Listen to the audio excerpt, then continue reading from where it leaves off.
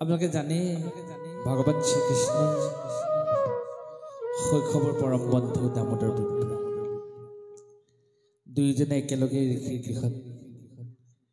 শিক্ষা গ্ৰহণ কৰিছে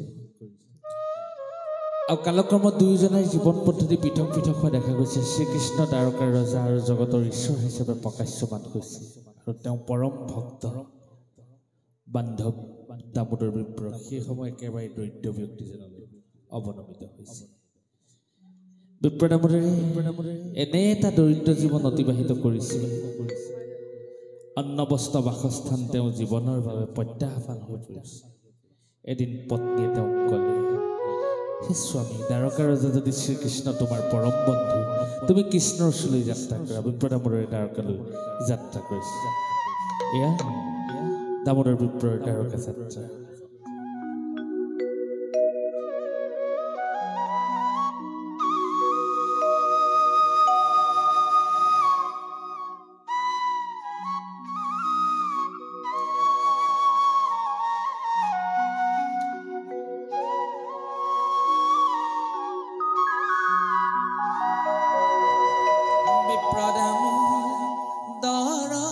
পত্নী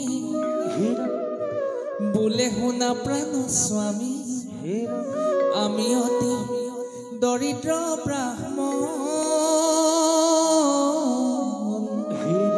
আমি অতি দৰিদ্ৰ ব্ৰাহ্মণ,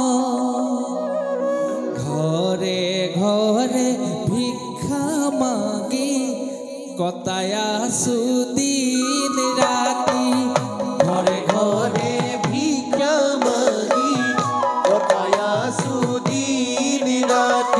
অন্ন বস্ত্ৰৰ ভুঞ্জি নিজাত, অ স্বামী অন্ন বস্ত্ৰৰ ভুঞ্জি নিজাত, বিপ্ৰ দামোদৰ পত্নী বোলে শুনা প্ৰাণ স্বামী, আমি অতি দৰিদ্ৰ ব্ৰাহ্মণ,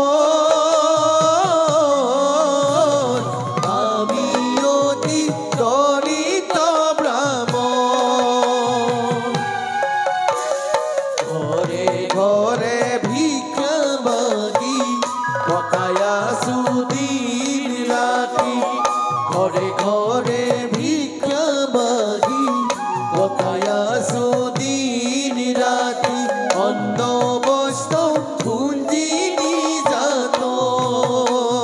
অ স্বামী অন্ন বস্ত্ৰ ভুঞ্জি নিজাত, হে ৰাম ৰাম তোমাৰ শৈশৱৰ সখা এবাৰ কৰি আহা দেখা, কি জানিবা কৰে কৃপা দান, নহয় জানো তেওঁৱেই ভগৱান, অ স্বামী নহয় জানো তেওঁৱেই ভগৱান, হে ৰাম ৰাম বিপ্ৰ দামোদৰ পত্নী বোলে শুনা প্ৰাণ স্বামী, আমি অতি দৰিদ্ৰ ব্ৰাহ্মণ, আমি অতি দৰিদ্ৰ ব্ৰাহ্মণ, ঘৰে ঘৰে ভিক্ষা মাগি কটাই আছো দিন ৰাতি, অন্ন বস্ত্ৰৰ ভুঞ্জি নিজাত, অ স্বামী অন্ন বস্ত্ৰৰ ভুঞ্জি নিজাত। যেতিয়া বিপ্ৰ দামোদৰ পত্নীয়ে ক'লে, হে স্বামী, দ্বাৰকা ৰজা যদি কৃষ্ণ তোমাৰ পৰম বন্ধু, তুমি কৃষ্ণৰ ওচৰলৈ যাত্ৰা কৰা। ভগৱান কৃষ্ণই আমাৰ দৰিদ্ৰতা নিৰ্মূল কৰিব আৰু কৃষ্ণই আমাক এনে সংকট অৱস্থাত উদ্ধাৰ কৰিব। পত্নী সিটোপতি শিৰোগত কৰি দামোদৰ বিপ্ৰ দ্বাৰকালৈ যোৱাৰ কথা চিন্তা কৰিলে। এতিয়া এটা সমস্যা হ'ল, দ্বাৰকালৈ যাব হয়, কিন্তু তেওঁ সখী গৃহলৈ,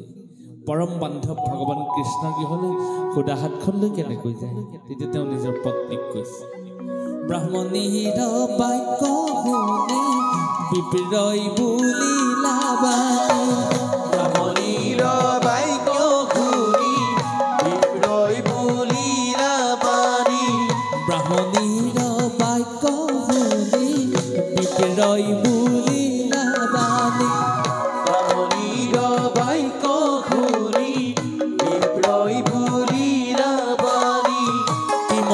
চলি বহুদা হাতে নিমতে চলি বহুদা হাতে আছে যদি চাউল চিৰা আনি মোৰ হাতে দিয়া নতুন চলিব কি মতে ও প্ৰিয়ে নতুন মই চলিব কি মতে হে ৰাম ৰাম বিপ্ৰ দামোদৰ পতি বোলে শুনা প্ৰাণ স্বামী আমি অতি দৰিদ্ৰ ব্ৰাহ্মণ আমি অতি দৰিদ্ৰ ব্ৰাহ্মণ ঘৰে ঘৰে ভিক্ষা মাগি কটাই আছো দিন ৰাতি ঘৰে ভিক্ষা মাগি কটাই আছো দিন ৰাতি অন্ন বস্ত্ৰ ধুতি নিৰ্যাতন ও স্বামী অন্ন বস্ত্ৰ ধুতি নিৰ্যাতন কিন্তু স্বামীয়ে ক'লে যে সুদা হাতখন লৈ মই সখীৰ গৃহলৈ কেনেকৈ যাম আপোনালোকে জানে তেতিয়া স্বামীৰ মনোবাঞ্ছা পূৰ্ণ কৰিবৰ বাবে দামোদৰ বিপ্ৰৰ পত্নী সেই চুবুৰীটোতে ভিক্ষাবৃত্তি গ্ৰহণ কৰি চাউল চিৰাকেইটা আনে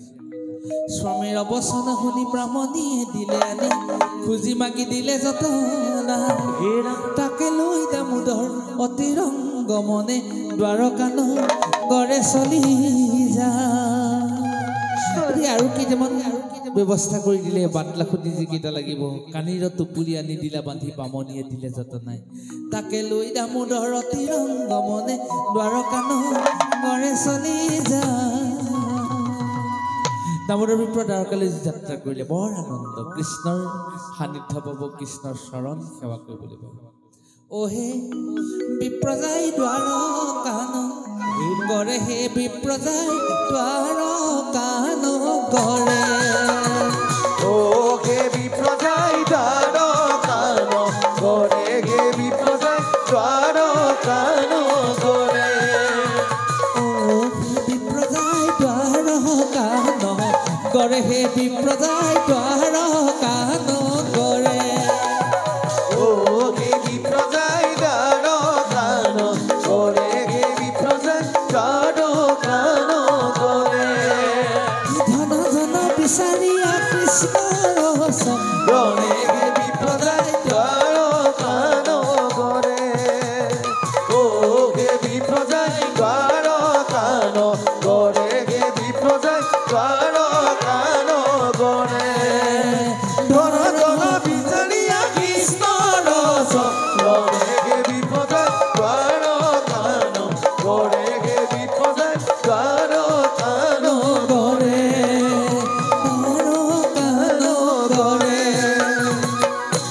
কৃষ্ণৰ চৰণ চিন্তা কৰি দামোদৰ বিপ্ৰ দ্বাৰকালৈ আহি আছে আহি দামোদৰ দ্বাৰকা নগৰৰ মুখ্য দ্বাৰত আহি উপস্থিত হ'ল এতিয়া এই বৃদ্ধ ব্ৰাহ্মণজন আহি দ্বাৰকা নগৰৰ মুখ্য দ্বাৰত উপস্থিত হ'ল ৱাদি নাইকিয়া হ'ল কোনফালে গ'লে জগতৰ ঈশ্বৰৰ পাব আপোনাসকলৰ এটা জনবসতিপূৰ্ণ ঠাই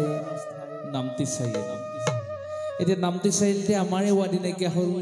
যে আমি কোনটো দিশেৰে গ'লে আজি এই অনুষ্ঠানভাগি আহি পাম আমি এজনক দুৰ্ভাগ্যযোগে সুধিছোঁ তেখেতে বটাই দিছে আমি সেই নিৰ্দেশনা মতে এই স্থানত আহি উপস্থিত হৈছোঁ এতিয়া ভগৱান কৃষ্ণৰ গৃহ দ্বাৰকা নগৰত গৈ দামোদৰ বিপ্ৰ উপস্থিত হ'ল কোনফালে যাব কাক সুধিব দ্বাৰকা নগৰবাসী ৰাইজে কোনো গুৰুত্বই দিয়া নাই দামোদৰ বিপ্ৰক কাৰণ ইমান দৰিদ্ৰ ব্যক্তি এনে এজন নিচলা ব্যক্তিক দ্বাৰকাবাসী আজিলৈকে দেখাই নাই গতিকে বিপ্ৰ দামোদৰ অৱস্থা প্ৰাহি মধুসূদন হৈছে কিন্তু অন্তৰ্যামী হৰি পাছে সকলো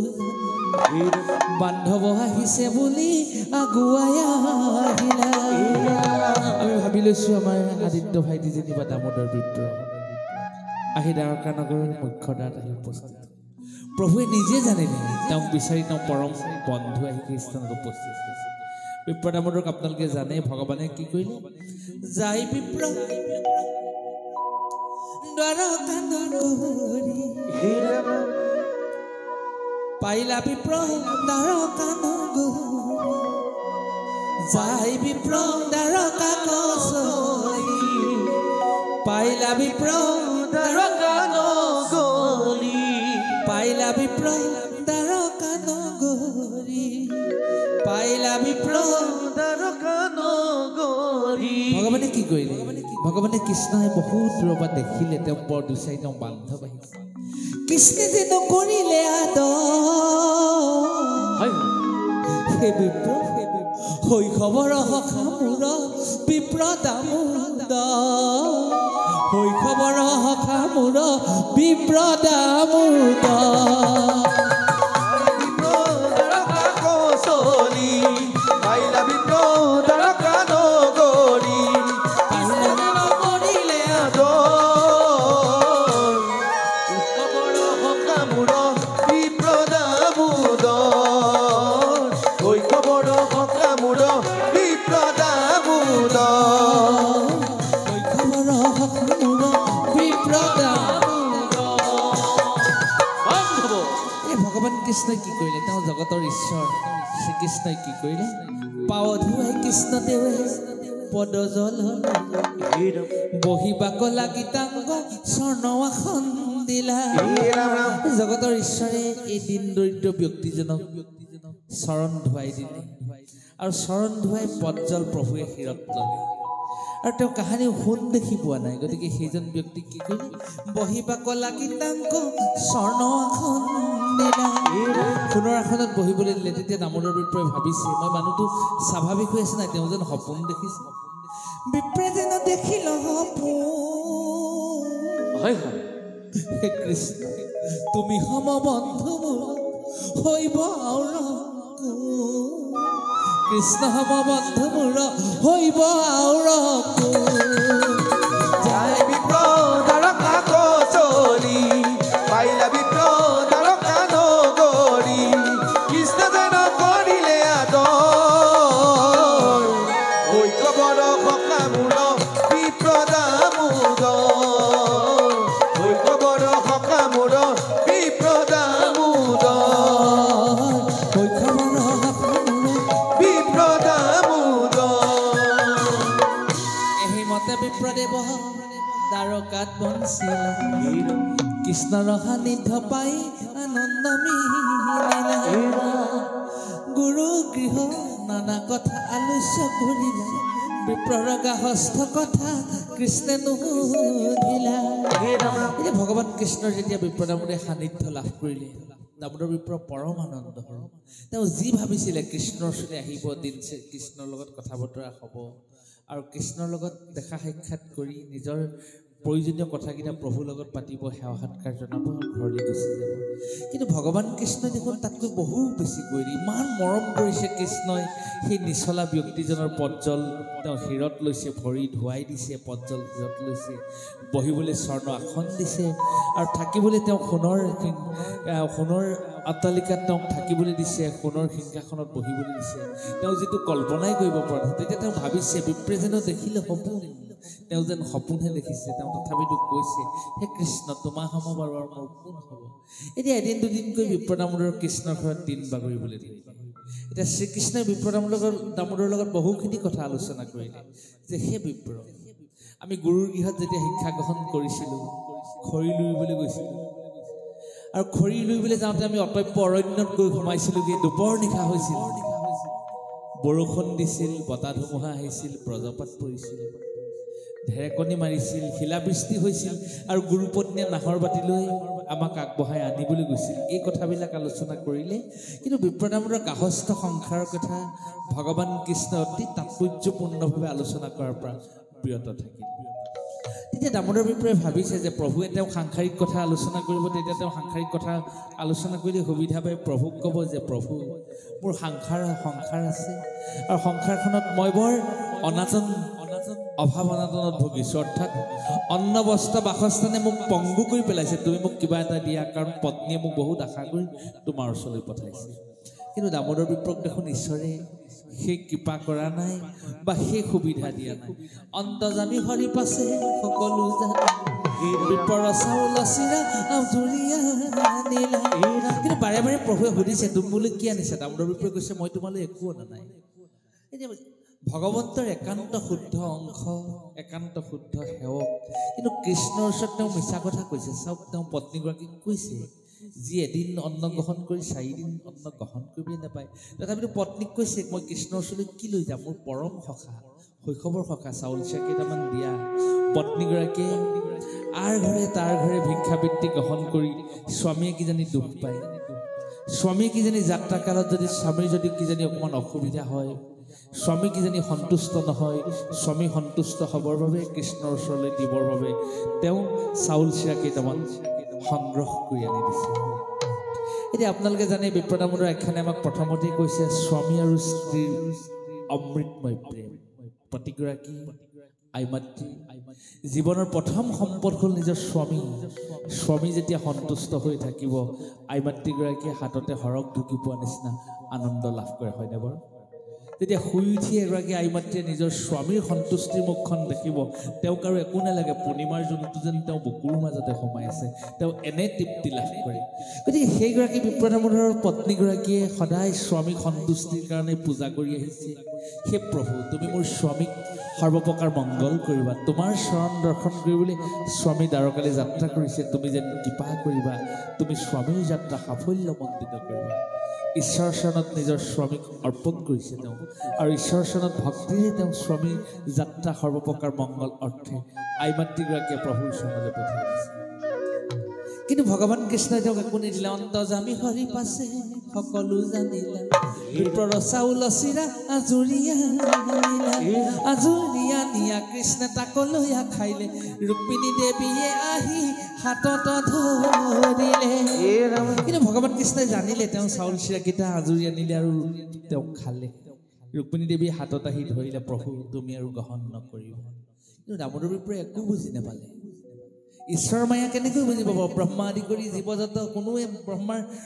আদি কৰি দেৱতাসকলে ঈশ্বৰৰ মায়া বুজি পোৱা নাই। বিপ্ৰদামোদৰে কেনেকৈ বুজি পাব? তেওঁ ভাবিলে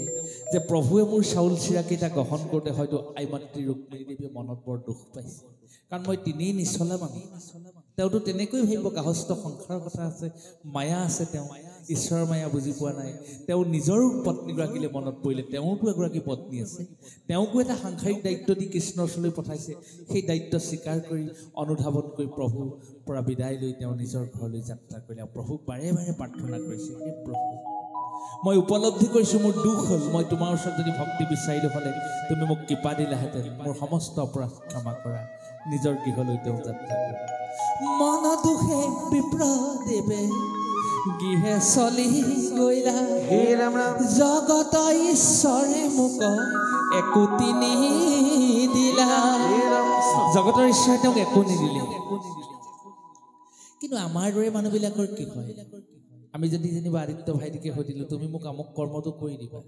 এওঁ সময় নাপালে বা কৰি দিলে বা টকা 100 বিচাৰিলোঁ বা 1000 টকা এটা বিচাৰিলোঁ, জোৰা মাৰি নিদিলে, আমি তেওঁক ভাল পাব নোৱাৰোঁ। আমাৰ দৰে মনুষ্যবিলাকে তেওঁক, মই নিজৰ কথা ভাবোঁ কেতিয়াবা, তেওঁক আমি কৃতজ্ঞতা প্ৰকাশ কৰিব নোৱাৰোঁ, তেওঁক আমি ভাল পাব নোৱাৰোঁ, কাৰণ তেওঁ আমাক বিপদত সহায় নকৰিলে। কিন্তু উৰেটো জীৱন কৃষ্ণ কৃষ্ণ কৰি কৃষ্ণৰ লগতে অৰ্পণ কৰিলে, কিন্তু কৃষ্ণইতো তেওঁক একো নিদিলে। তথাপিতো কৃষ্ণ নাম মুখত নেৰিলে, তথাপিতো কৃষ্ণ নাম মুখত নেৰিলে, মন দুখে বিপ্ৰদেৱে গৃহে চলি গইলা, জগতৰ ঈশ্বৰে মোক একোটি নিদিলা। তথাপিও কৃষ্ণ নাম মুখত নেৰিলা, তথাপিও কৃষ্ণ নাম মুখত নেৰিলা। এহি মতে বিপ্ৰদেৱ পাইলা বহু দূৰ, দেখিলন্ত গৃহভূমি নুহে আপোনাৰ, নুহে আপোনাৰ। মন দুখে বিপ্ৰদেৱে গৃহে চলি গইলা, জগতৰ ঈশ্বৰে মোক একোটি নিদিলা। তথাপিও কৃষ্ণ নাম মুখত নেৰিলা, তথাপিও কৃষ্ণ নাম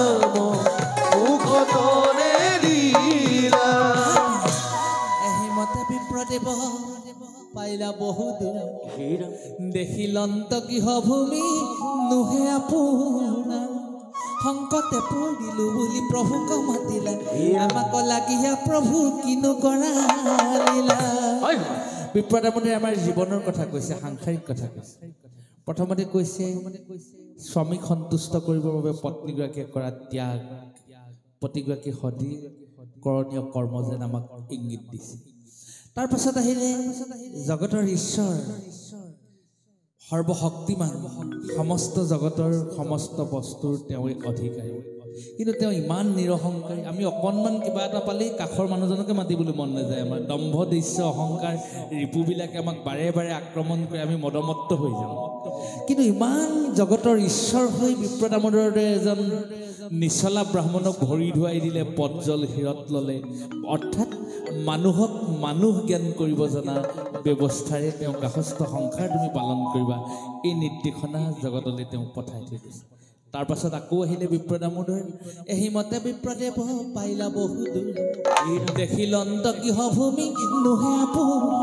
এইখন দেখোন তেওঁৰ গৃহ নহয় আকৌ নিজৰ গৃহ নহয় সেই প্ৰভু মোক কৃপা বৰ্ষণ কৰা বাৰে বাৰে কৃষ্ণই তেওঁক একো নিদিলে কৃষ্ণ কৃষ্ণ কৰি তেওঁ জীৱনটো এনেই পাৰ কৰিলে কৃষ্ণই এই নিদিলে একো নিদিলে তথাপিতো কৃষ্ণ নাম নেৰিলে কিন্তু কৃষ্ণই কি কৰিলে তেওঁ মনোবাঞ্ছা পূৰ্ণ কৰিলে অৰ্থাৎ তোমাৰ মূৰৰ ওপৰে জীৱনত বহুত ধুমুহা পাৰ হৈ যাব তুমি সত্যৰ পৰা বিচলিত নহবা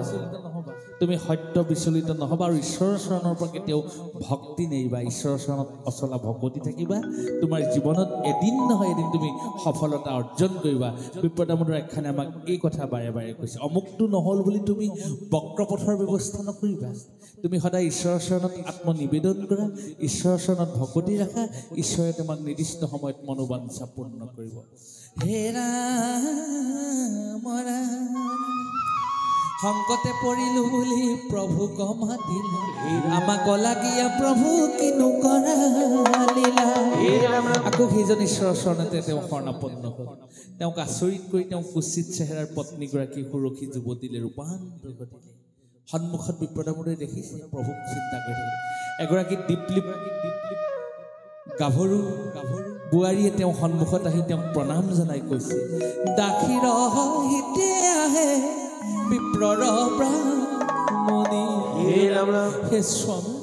চোৱা স্বামী কৃষ্ণই দিলে ঐশ্বৰ্য বিভূতি নেৰিবা নেৰিবা স্বামী কৃষ্ণ ভকতি নেৰিবা নেৰিবা স্বামী কৃষ্ণ ভকতি দাসীৰ হিতে আগে বিপ্ৰৰ ব্ৰাহ্মণী চোৱা স্বামী কৃষ্ণই দিলে ঐশ্বৰ্য বিভূতি নেৰিবা নেৰিবা স্বামী কৃষ্ণ ভকতি নেৰিবা নেৰিবা স্বামী কৃষ্ণ ভকতি দেখো দেখো সৰ্বজন ঈশ্বৰৰ লীলা ভকতৰ মনোৰথ পূৰণ কৰিলা দাসীৰ হিতে আহে বিপ্ৰৰ ব্ৰাহ্মণী চোৱা স্বামী কৃষ্ণই দিলে ঐশ্বৰ্য বিভূতি নেৰিবা নেৰিবা স্বামী কৃষ্ণ